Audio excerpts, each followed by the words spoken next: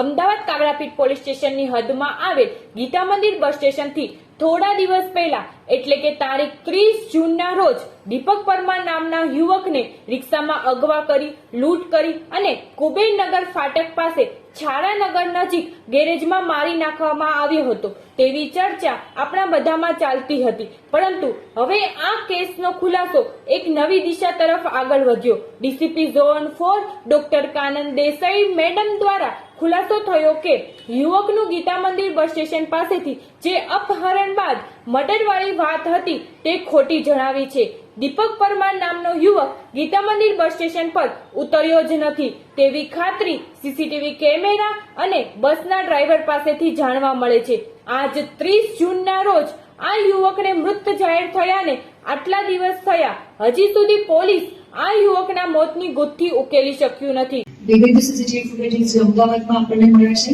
અને જુનાગઢની તળેટી ખાતે સીસીટીવી ફૂટેજ મળ્યા છે, જેમાંથી અમારી એક પીએસઆઈ અને માણસોના ટીમ સાથે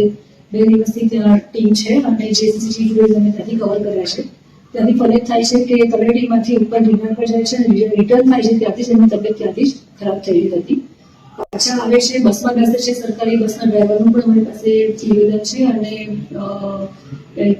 જે બસમાંથી ઉતરે છે એ વખતે થેલોગરનો ડ્રાઈવર આપે છે, પરંતુ એમના શૂઝ બસમાં રહી જાય છે,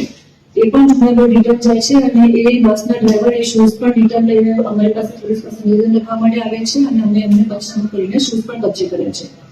આખી હકીકત ધ્યાને લેતા તળેટીમાંથી ઉતરતી વખતે એમની તબિયત ખરાબ થયેલી જણાય છે। હવે તો પબ્લિકમાં પણ એ સવાલ ઉભો થાય છે, આખરે આ યુવકને ન્યાય ક્યારે મળશે?